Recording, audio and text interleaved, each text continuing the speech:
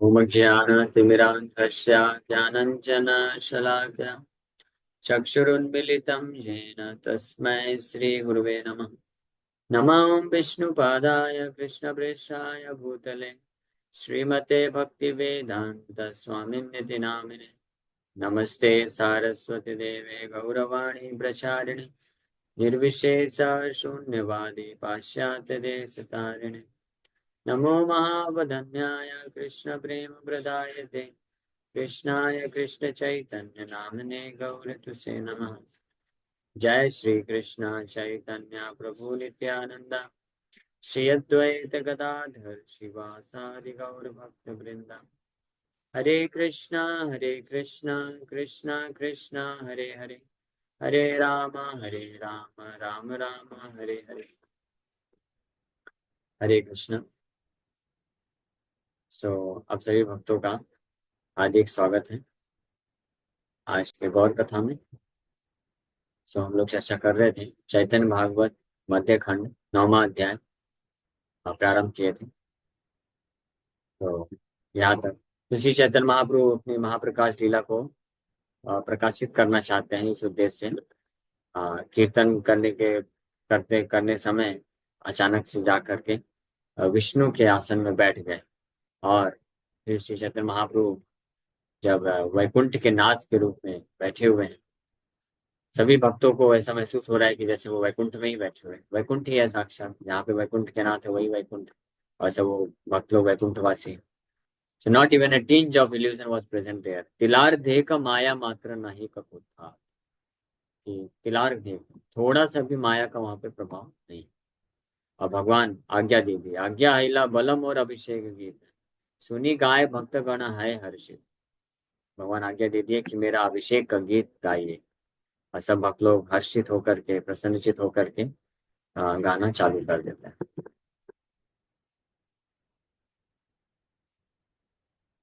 अभिषेक सुनी प्रभु मस्तक ढूलाए सवारे करे न कृपा दृष्टिया माया प्रभुरा इंगित बुझी लेना भक्त गणा अभिषेक करिते सवार हैला मान। So on hearing the Abhishek prayers, the Lord rolled his head. वाह, मस्तक ढुलाए, अपना मस्तक बढ़िया ढुला रहे हैं भगवान को, बड़ा आनंद आ रहा है। And without duplicity glanced mercifully on everyone. सवारे करे ना कृपा दृष्टि अमाया, यानी बिना कपट के बिना डुप्लिसिटी के सबके ऊपर दृष्टिपात कर रहे हैं। तो ये जो है भगवान का भाव समझना पकड़ना जरूरी है। नहीं तो कोई सोचेगा देखो अपना स्तुति सुन रहे हैं, अभिषेक का गीत सुन रहे हैं, और ये कितना अहंकार है, कितना इनको अपना स्तुति सुनने में आनंद आ रहा है। हाँ, तो ये फॉल्स ईगो नहीं है। जब बद्ध जीवात्मा अपना गुणगान सुनने के लिए तत्पर रहता है तो उसको फॉल्स ईगो बोलते हैं, क्योंकि वो गलत है। लेकिन भगवान जब अपना गुणगान सुनने के लिए प्रेरित होते हैं तो फॉल्स ईगो नहीं, वो ट्रू ईगो है, क्योंकि वो वास्तविकता है। अब भगवान बड़े प्रसन्न होते हैं जब उनके भक्त जो होते हैं बड़े प्रेम से उनका गुणगान करते हैं, तो भगवान को आनंद मिलता है। ये आनंद भौतिक संसार में संसारी व्यक्ति जो अपना गुणगान सुनने में जो आनंद महसूस करते हैं उस तरह का आनंद नहीं है।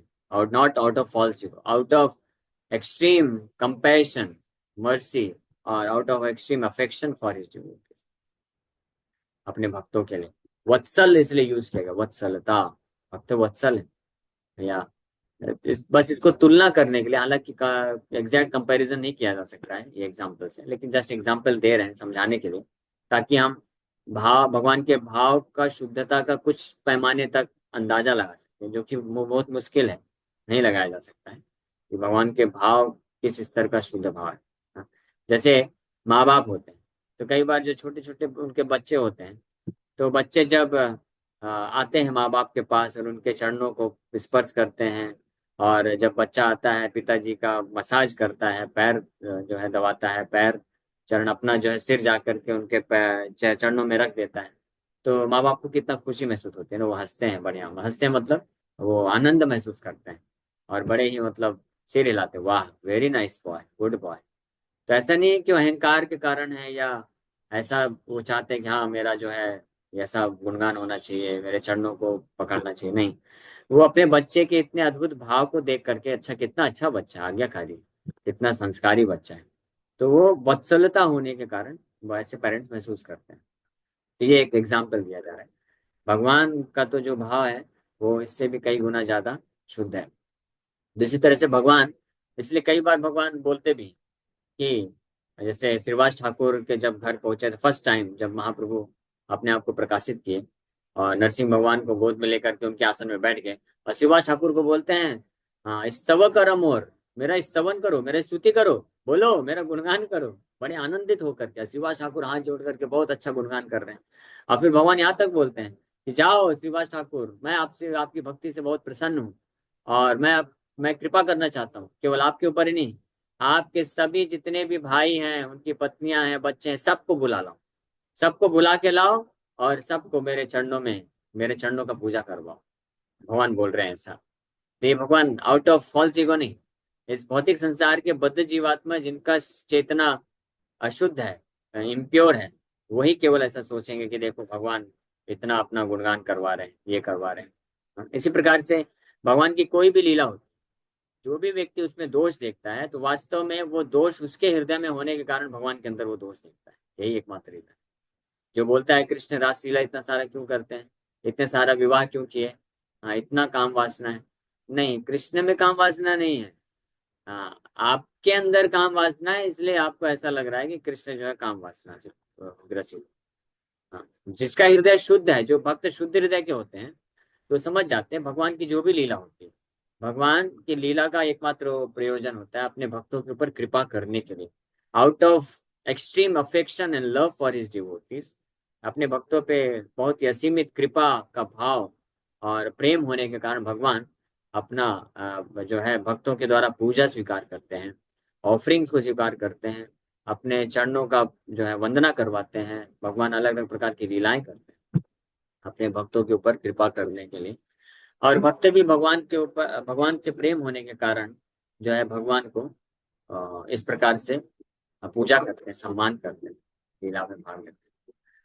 तो यहाँ पे उसी प्रकार से अभिषेक सुनी प्रभु मस्तक पर ढुलाए, बढ़िया अभिषेक गीत सुन रहे हैं, गुणगान किया जा रहा है, पुरुष पुरुष सूक्ता और ब्रह्म संहिता गुणगान किया जा रहा है, और भगवान मस्त सुन सुन करके जो है।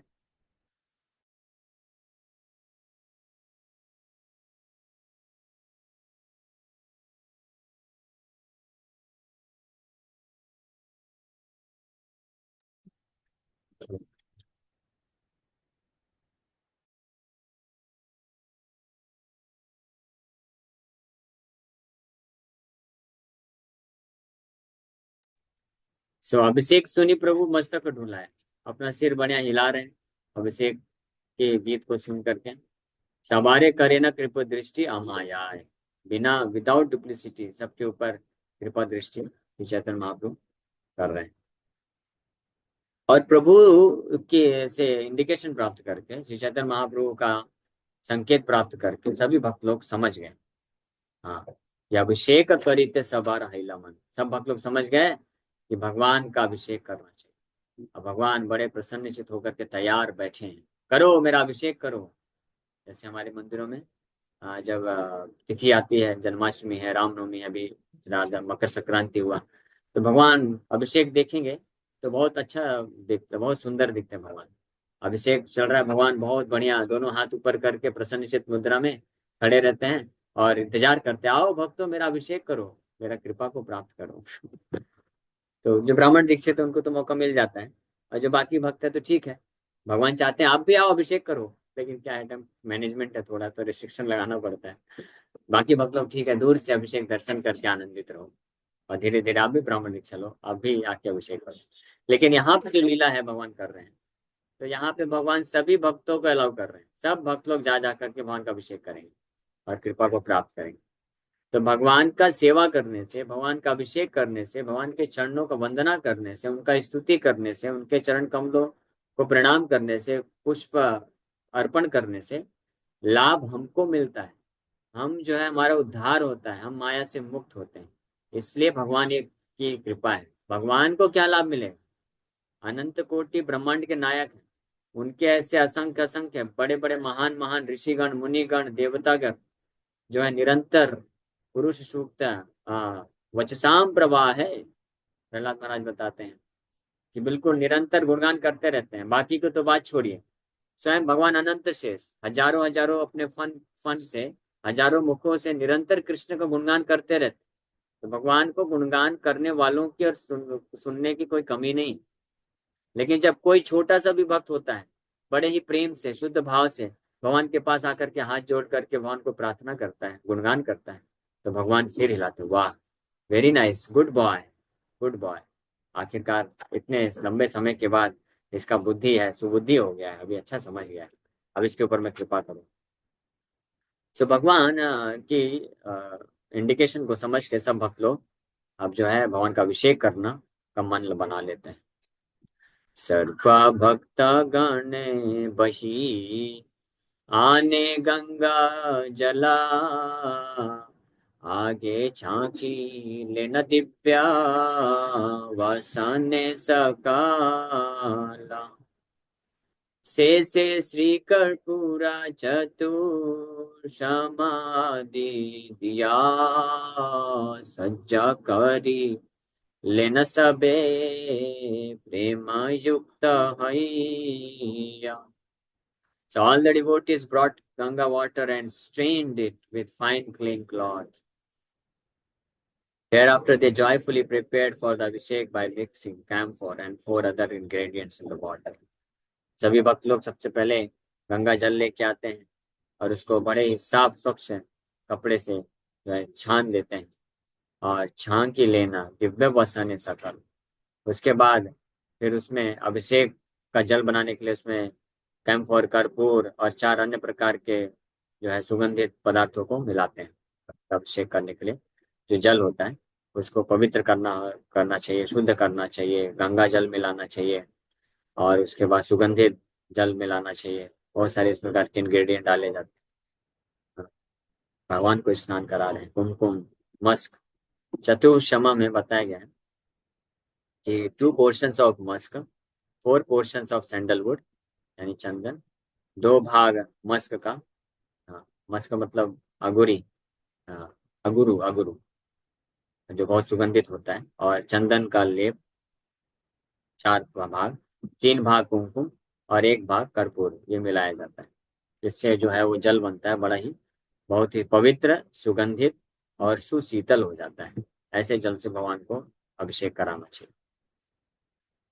महा जय जय ध्वनि सुनि चारी भीते, अभिषेका मंत्र सबे लागिला पड़ीते, सर्वाद्य श्री नित्यानंदा जय जय बलि, प्रभुरा श्री सिर जला दिला कुतूहली। तो सभी भक्त लोग जोर से, जब इस प्रकार से अभिषेक का तैयारी हो गया तो जोर से सब लोग बोले जय जय हरि बोल, और इसके पश्चात अभिषेक का मंत्र चालू कर दिया, ईश्वरा परमा कृष्ण सच्चिदानंद विग्रह। और ये सब अभिषेक मंत्र चालू हो गया। यहाँ पे ब्रह्म स्तुति गाना चालू कर रहे हैं, ब्रह्म संहिता, कुछ लोग पुरुष सूक्त गा रहे हैं, और नित्यानंद प्रभु इमीडिएटली सबसे पहले क्या करते हैं, सर्वाध्याय नित्यानंद जय जय बोली, जय जय बोल करके एक मटका लेकर के इमीडिएटली भगवान के बड़े ही कुतूहली, बड़े ही आनंद पूर्वक श्री चैतन्य महाप्रभु के सिर में जल डालना प्रारंभ कर देते हैं। ये आप विजुअलाइज कर सकते हैं। ये ध्यान से जो सुनेंगे भक्त तो वो वास्तव में इन लीलाओं में प्रवेश कर सकते हैं और दर्शन कर सकते हैं कि कैसे श्री चैतन्य महाप्रभु दिव्य रत्नासन में बैठे हुए हैं और बड़े ही कृपा दृष्टि कर रहे हैं, सबके ऊपर कृपा करना चाहते हैं। सभी भक्त लोग बड़े उत्साहित होकर के मटके में, सैकड़ों सैकड़ों मटके में गंगा का शुद्ध जल भर के ये 4 प्रकार के जो इंग्रेडिएंट बताए उसको डाल करके उसको बहुत ही सुगंधित, पवित्र और सुशीतल बनाए। और साथ ही साथ में कई भक्त लोग जोर जोर से, सभी भक्त लोग जय जय ध्वनि कर रहे हैं, हरि बोल बोल रहे हैं। और साथ में कुछ भक्त लोग प्रारंभ कर दिए, ईश्वरः परमा कृष्ण ओम सहस्र पुरुषा सहस्र बाहो, पुरुष सूक्त मंत्र भी चालू कर दिए। और इमीडिएटली नित्यानंद प्रभु सबसे पहले वहां पे खड़े हुए हैं, बड़ा मटका लेकर के, बहुत ही सुगंधित पवित्र सुशीतल जल को लेकर के, और जोर से हुंकार करते हुए जय जय बोल करके श्री चैतन्य महाप्रभु के सिर में पानी डाल दिए। हरि बोल, सभी वैष्णव लोग बोल दिए हरि बोल। ये अद्भुत आनंद। अद्वैत श्रीवास आदि जते का प्रधान, बढ़िया पुरुष सुक्त कराये न स्नान। अद्वैत आचार्य श्रीवास ठाकुर इत्यादि जो प्रधान वैष्णव है, ये एक विधि है कि भगवान का जब पूजा हो या अभिषेक किया जाए तो सबसे पहले जो एग्जॉल्टेड डिवोटीज होते हैं, सबसे सीनियर वैष्णव होते हैं, उनको प्रारंभ करना चाहिए। तो नित्यानंद प्रभु प्रारंभ किए, उसके बाद अद्वैत आचार्य श्रीवास ठाकुर, ये भी एक एक करके मटके लेकर के श्री चैतन्य महाप्रभु का स्नान कराना प्रारंभ कर रहे हैं, और साथ ही साथ में पुरुष सूक्ता मंत्र भी रिसाइट करते जा रहे हैं। ओम सहस्र शीर्षा पुरुष सहस्राक्ष सहस्रपात भूमि विश्वदो वृत्वा ततिष्ठो दशांगुलम। ये एक, इसको पुरुष सूक्त रिसाइट करने के बहुत अच्छा प्रॉपर मीटर होता है, मेरे को उतना अच्छा आता नहीं, लेकिन भक्त लोग जब अभिषेक चलता है करते हैं, बहुत सुंदर लगता है सुनने में। और फिर इस प्रकार से साथ ही साथ में भगवान का अभिषेक चलता रहता है। तो ये सारा पुरुष सूक्ता प्रेयर शिला भक्ति सरस्वती ठाकुर अपने तात्पर्य में लिखे हैं। ये शिला भक्ति सरस्वती ठाकुर महाराज का ही कृपा है, वही ये सारी विधि प्रदान किए हम लोग। पुरुष सूक्ता अभिषेक करते वक्त पुरुष सूक्ता प्रेयर्स गाना चाहिए, ब्रह्म संहिता गाना चाहिए। तो प्रभुपाद जी बोले कि पुरुष सूक्ता या ब्रह्म संहिता, इन दोनों में से कुछ गाना चाहिए। तो कई बार हम पुरुष सूक्ता भी कुछ भक्त लोग गाते हैं, नहीं तो अन्यथा ब्रह्म संहिता गाया जाता है। गौरांगेर भक्त सभा महामंत्र वित मंत्र पढ़ी जल ढाले हाई हर्षिता। मुकुंदादि गाया भी श्रेक सुमंगला। केह कांदे केह नाचे आनंदे विह्वाला। गौरंग महाप्रभु के भक्त सब महामंत्रविद हैं, सबके सब बड़े एक्सपर्ट हैं इन चैंटिंग मंत्रा। और जो जो मटका ले लेके आ रहे हैं एक एक करके अपने अपने जो सीनियरिटी के हिसाब से, और जो है अभिषेक कर रहे हैं, साथ ही साथ में पुरुष सूक्ता ब्रह्म संहिता के मंत्रों का उच्चारण कर रहे हैं जोर जोर से सब लोग, और बड़े आनंद पूर्वक भगवान का अभिषेक, भगवान के शरीर में सिर में अभिषेक का जल डालते जा रहे हैं। मुकुंद इत्यादि जो भक्त हैं जो बहुत ही सुंदर गाना जानते हैं, तो वो लोग अभिषेक के जो सॉन्ग्स उसको गायन कर रहे हैं। और कुछ भक्त लोग नृत्य कर रहे हैं, कुछ लोग रो रहे हैं बस।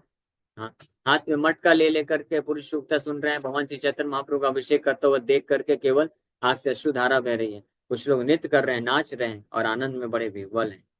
Everyone is overwhelmed in ecstasy. इसको बोलते हैं अभिषेक सेरेमनी। हाँ, ये है एक्चुअल अभिषेक सेरेमनी। पतिव्रत गण करे जय जयकार, आनंद स्वरूप चित्त हैलसबा। वसिया छे न वैकुंठेराधीश्वरा, भक्त गणे जल ढाले सिरेरा ऊपर।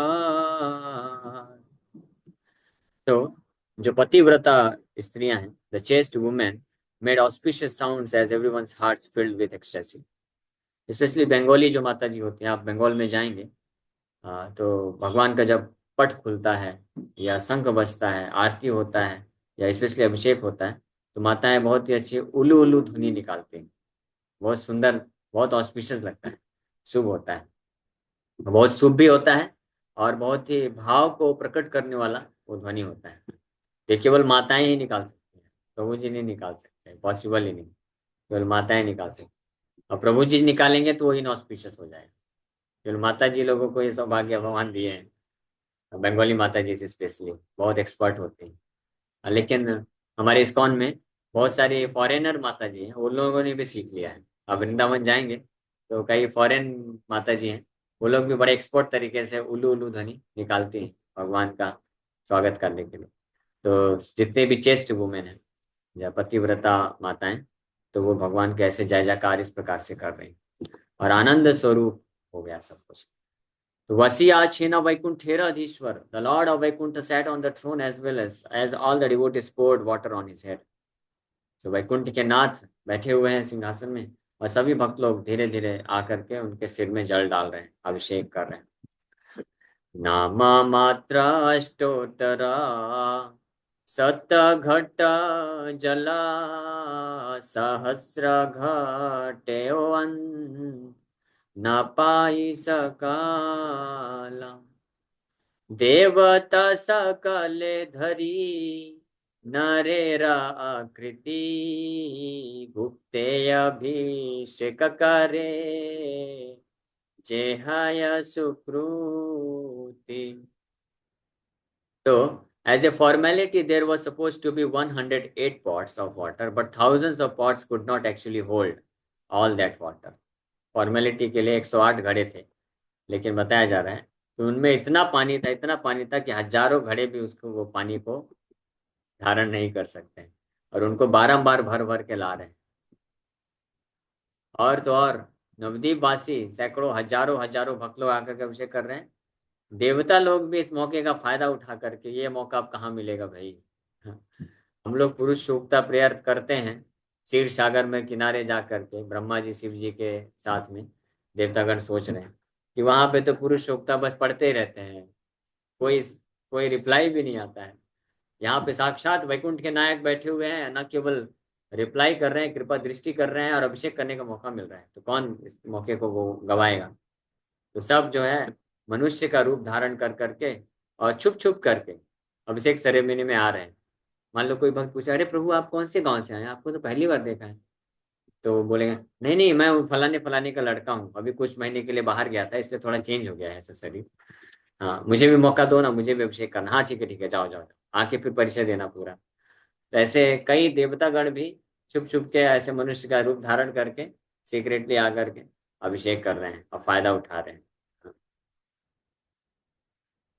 चारा पाद पद्मे जला बिंदु दिले सेहा ध्याने साक्षाते के दीछे दीते आछे पा तथापि तारे नहीं जमा दंड हया हे न प्रभु साक्षाते सबार जल लाया। If one offers even a drop of water at the lotus feet of the Lord in meditation, उसका क्या फल है सुनिए। अगर कोई केवल ध्यान में एक जल का बूंद है भगवान के चरणों में अर्पण कर देता है, तो what to speak of directly. ध्यान में केवल ये करता है, डायरेक्ट नहीं करता है। He is never subjected to the punishment of Yamraj. Yamraj के द्वारा वो कभी दंडित नहीं होगा। यानी इसका मतलब क्या है कि उसके पूर्व जन्मों के लाखों लाखों जन्मों के जितने भी पाप हैं सब इमीडिएटली नष्ट हो जाते हैं एक बूंद पानी भगवान को ध्यान में अर्पण करने का ये प्रभाव है। वो भगवान जो है यहाँ पे डायरेक्टली सभी को मौका दे रहे हैं, सबसे पानी एक बूंद नहीं पूरा का पूरा उड़ेल रहे हैं, भगवान का अभिषेक कर रहे हैं। न केवल अभिषेक कर रहे हैं, कुछ महारथी लोग तो ऐसे भी हैं भगवान के किनारे पीछे चुप चुप जा जा करके पानी भर भर के पी भी रहे हैं, चरणामृत भी पान कर रहे हैं। तो ये सौभाग्य है। हाँ? हरि भक्ति विलास को वर्णन है इसका। जवंति जल बिंदुनि मम गात्रे निवेशये तावद वर्ष सहस्राणि स्वर्गलोके महीयते। A person will live in Vaikuntha for as many thousands of years as the number of drops of water that he offers to my body। भगवान बोल रहे हैं कि उतने उतने हजार वर्षों के लिए वो वैकुंठ में निवास पाएगा जितने बूंद वो मेरे शरीर में अभिषेक करता है ना। हम लोग को सौभाग्य मिल गया, डेली भगवान का अभिषेक करते हैं, 2-4 जग तो डेली नहला ही देते हैं। तो भगवान कितने दयालु हैं सोचिए। ओके, ये भौतिक जगत पे एक सबसे बड़ी समस्या है क्या? समय की पाबंदी। हरि बोल, Hare Krishna, thank you very much. ठीक है, यहीं पे विराम